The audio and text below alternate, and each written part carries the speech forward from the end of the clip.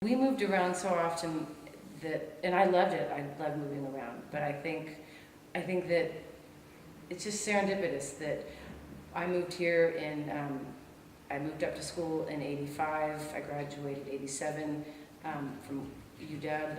I fell into a group that included those, the guys in Pearl Jam, the guys in Soundgarden, and all that because that was more of the group of people that I knew as opposed to like the Nirvana camp.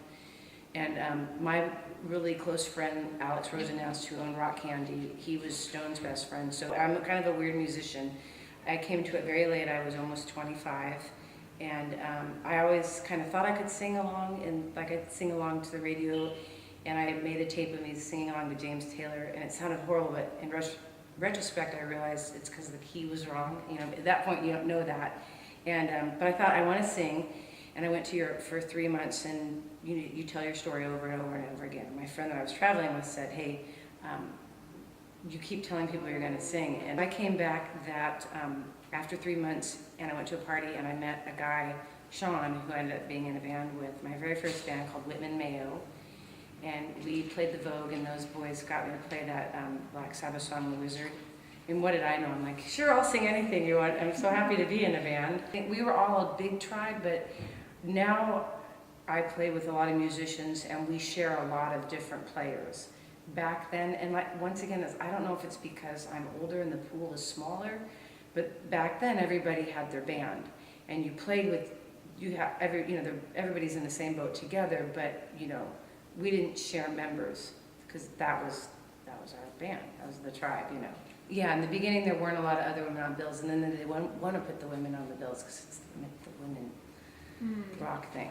But and that goes back to like we would be on tour going to shows, and it was always like, are you with the band?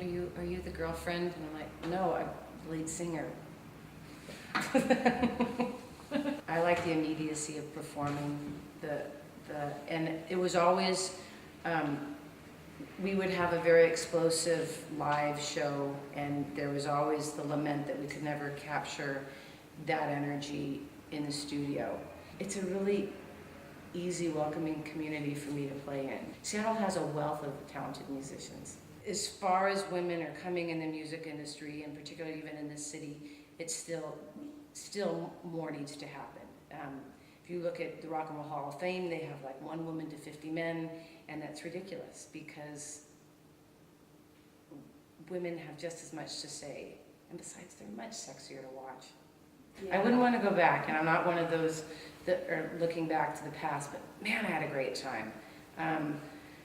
From the Vogue to Rock Candy, the stage on that, and Rock Candy was always more prestigious to play than the off-ramp, but man, I love the off-ramp. It had that goofy pole in the middle, but the sound, this is the other thing that happens, that unless you're a musician, it's important for the sound that the audience is hearing to be equivalent to the sound that's on stage, because you can't get off if you can't hear yourself.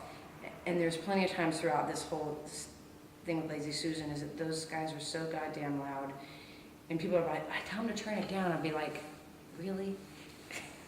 So I'd be like up there. So if I could get a club where they could do whatever it is they needed to do, and I could actually hear myself, the off-ramp was like that. I really did love that club. And as much success as we had, there's always that outsider status that you feel. But I think that almost all musicians or artists, I think it's kind of, that's a prerequisite to being an artist, that you have to feel outsider, because then you can't comment on what's happening around you if you're not outside it. If you're comfortable sitting inside of it, then you can't make art about it, I guess.